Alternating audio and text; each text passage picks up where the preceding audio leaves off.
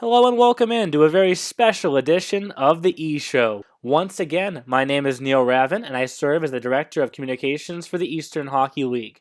We've reached the biggest 4 days of the season as the EHL gets set to crown our champions at Providence College. Earlier this week, I caught up with all 4 EHL coaches who will be leading their respective teams into Schneider Arena. First up on this special edition of the E-Show, I want to welcome in John Roger, the head coach of the Philadelphia Revolution. John, a great regular season for you, of course, winning the regular season championship on the final day. You guys finished with a record of 41-8-1. Of course, started the year on that impressive 17-game winning streak. What was the biggest key to your team advancing to Providence?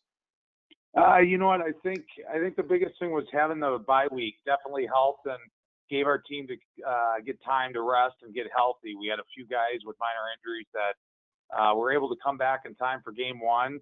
I felt the guys had more energy and excitement going into game one. I think that definitely gave us the boost that we needed in the first round. And Apple Core was a tough team. We knew that going into it, but I think having the bye, believe it or not, was the biggest advantage to us, that our guys were excited to get back on the ice for game one. And speaking of that bye, it actually was interesting how it came down to essentially the final week of the regular season for your team. You had 4 games in that week. You had to win at least 3 of them to get that bye. You had to win all 4 of them to earn the number 1 seed throughout the playoffs. What players stepped up for you down the stretch and in the first round against the Apple Core that made it key for you to advance to Providence? You know what? It's funny you ask that, because right now I think that's what makes good teams good. We've got everybody contributing. I mean, Peter Ciccarelli in the net. Only gave up 3 goals in 2 games here in the playoffs. Christian Dahl, Hayden Ford on the back end. I mean, they're logging a ton of ice, not giving up a lot of offensive ability. And then up front, it's Austin Morgan, Bryce Whitman, Marty Capoin. Those guys are still leading the way, with Tino and Looney and Brian Lang creating, energy in that spark for our guys. So it's right now, it's just been a team effort. And as you said, having to win those games down the stretch against the Junior Flyers and Wilkes-Barre were 2 games and 2 tough teams that we knew if we could get by them, our chances were pretty good of securing that first round bye. So now those are players to watch on your team this weekend. Obviously, there's 3 other very good teams there, a lot of good players that are going to be in action in Providence. Is there one player in particular from the other 3 teams that fans should keep an eye on? Yeah, you know what? That's a great thing about the EHL. Like, every team is got a couple kids, at least a couple kids. I think each team that we're really watching out for. The Avalanche have Jared Sleer. I think the Rangers have Daniil. I don't even know how you pronounce his last name. Chinnikov. Chinnikov.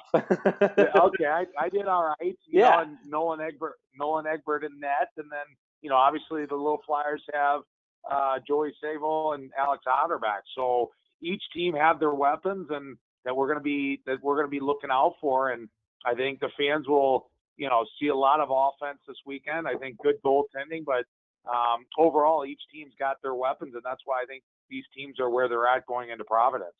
And I'm going to end every interview with the coaches the same exact way. For the Philadelphia Revolution to win the Frozen Finals this weekend, fill in the blank, it'll be because of this. You know what? We worked hard for 60 minutes, and we were consistent. I think when we play hard for 60 minutes and we buy into our systems, we're a team that's tough to beat, and I think that's why we had the record we did. We know we have the talent up front and on the back end. It's just a matter of doing the little things, blocking pucks, getting pucks deep, keeping sticks in stick lanes.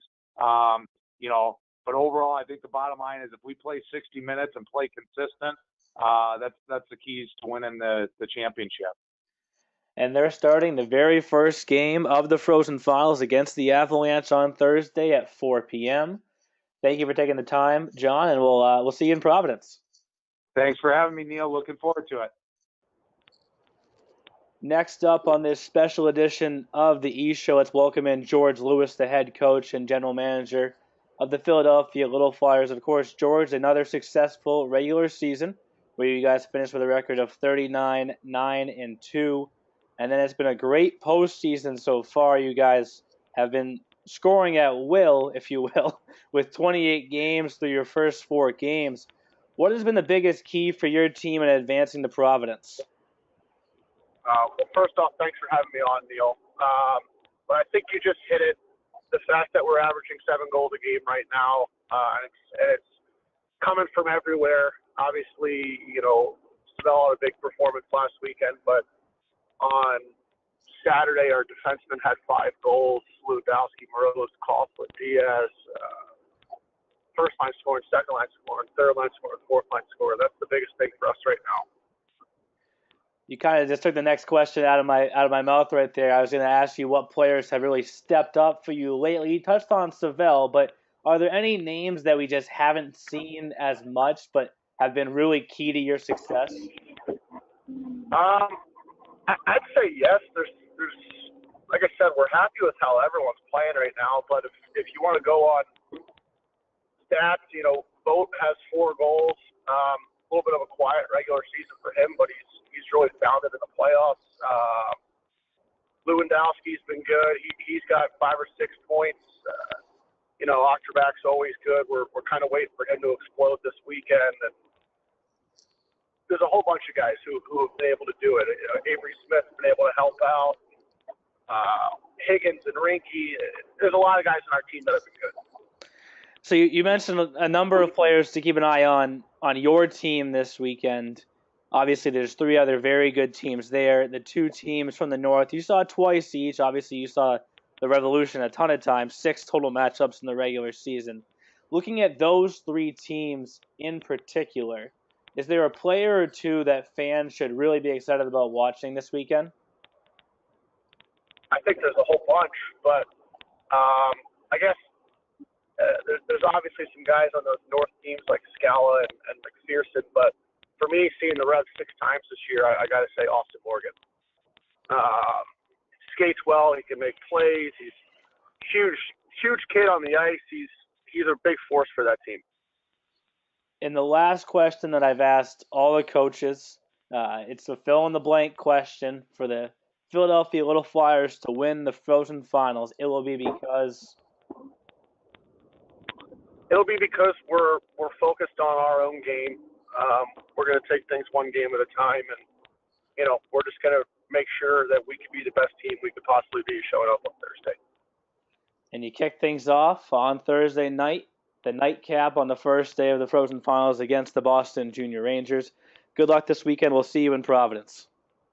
All right. Thanks, Neil. Next up on the E Show, we welcome in Chris Sorella, the head coach and general manager of the New Hampshire Avalanche. Chris, of course, a very solid inaugural season for the Avalanche. You ripped through the regular season, finished with a record of 39-7-4. You were actually the first team to clinch the division title in a first-round bye. And then, of course, you sweep the East Coast Wizards in the first round of the playoffs. What was the biggest key for your team advancing to Providence? Well, I think the biggest thing, Neil, was definitely team. Like our team play, I think, was fantastic all year. We battled a lot of injuries, a lot of adversity to some key players going down, missing long periods of time, and we always found a way to win. So I think that's a key for us, that we have a good team and our team play is very good. So I like our chances. I think that we bring that every day. I think our team is ready. I think we're prepared, and it's going to be a lot of fun at a great facility. It's just going to be an amazing event, Neil.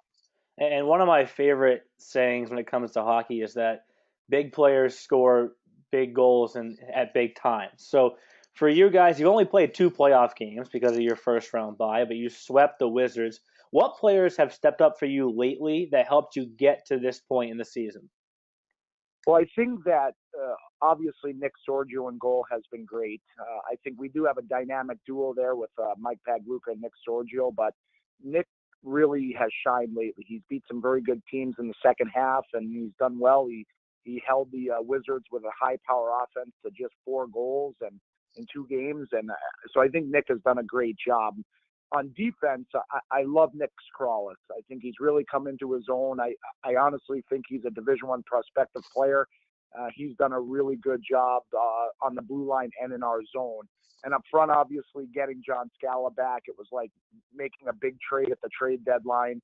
John scores 3 goals for us. He's been a goal scorer all year. He was out for 5-6 weeks with a back injury, and getting him back was unreal. So I think really those 3 players have been real big for us.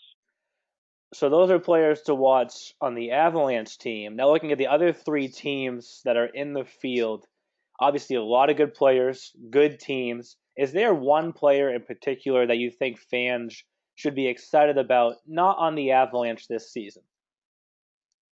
Well, I think obviously, like you said, there's a lot of good players, so I think it's tough to narrow it down to just one. But I know there's one that all the teams are going to key on, and I believe that's Mike McPherson, a big pickup by the Rangers. He's kind of tore up the league since he's gotten here. He's dangerous in both ends. He's dangerous with and without the puck. So I think he's a guy that a lot of us are going to key on, and I think he's a guy that's going to make some great plays in the playoffs. 25 points in the month of February. That's a good reason to watch McPherson. My last question for you, Chris, a fill-in-the-blank type question. So for the New Hampshire Avalanche to win the Frozen Finals, it will be because blank. Well, we talked about it the other day, Neil. It's the get players or the give players. We have to have players that are going to give. Nothing's handed to you at this point of the season. You have to give it. You have to give it your all every shift, every period, and every game. I mean, we're looking at it as we have to win 4 games to win the whole thing here. So I think that's the biggest key for us is will we have the get players or will we have the give? Well, there you have it, folks. For the Avalanche, they kick off their round-robin schedule on Thursday against the Revolution, the very first game of the Frozen Finals. That puck drop is scheduled for 4 p.m. Good luck this weekend, Chris. Thanks, Neil. We'll see you there. Thank you very much. Next up on this special edition of the E-Show, let's welcome in Rich DiCaprio, the head coach and GM of the Boston Junior Rangers. A great regular season for the Rangers, finishing with a record of 38-11-1, winning the Boston Division title, and then sweeping the rival Walpole Express in the first round right there last week. And Rich, what was the biggest key for your team advancing to Providence? I think kind of it's been the same factor all year. It's just our depth, from our goaltending on out, defense, offense.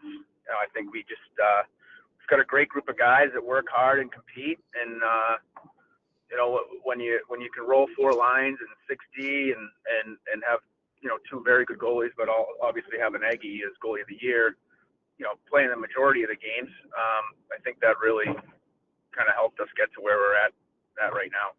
And I'm glad that you mentioned Egbert, of course, just named him the goalie of the year this past week, heading to UMass Boston next season. Outside of him, what players have really stepped up for you down the stretch here to help you get to the Frozen Finals? There's a few guys really. I thought in the Walpole series, I thought John Grealish had a fantastic series. He's been he brought his game to another level since as we were stretching down to try and win our division. Obviously adding McPherson, right around the deadline was obviously huge for us.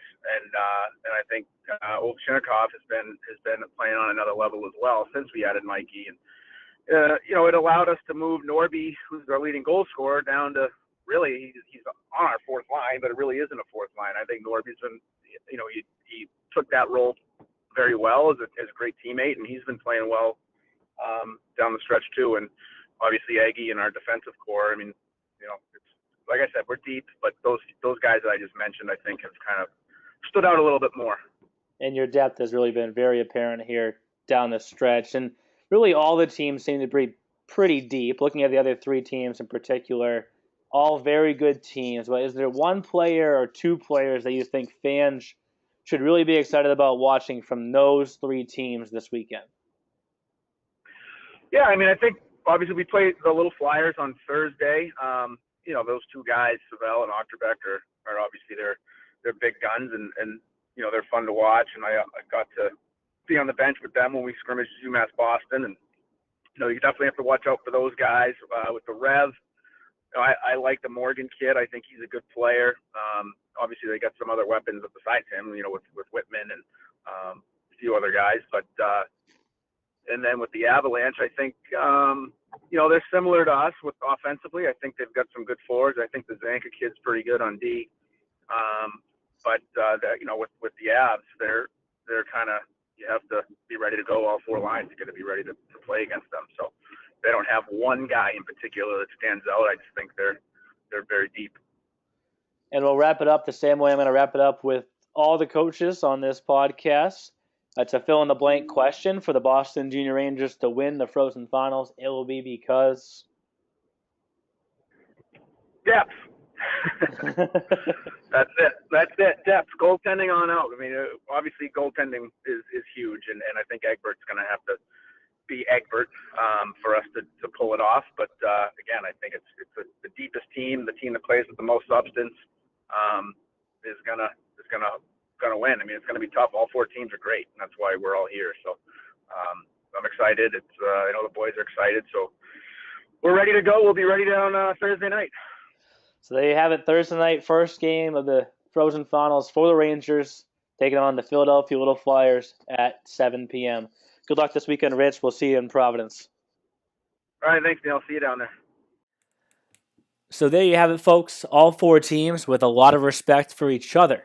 It's going to be a great EHL Frozen Finals in Providence. I'm really looking forward to it, and I actually reached out to the 12 teams that did not reach the EHL Frozen Finals. I asked them one just simple question. Who wins?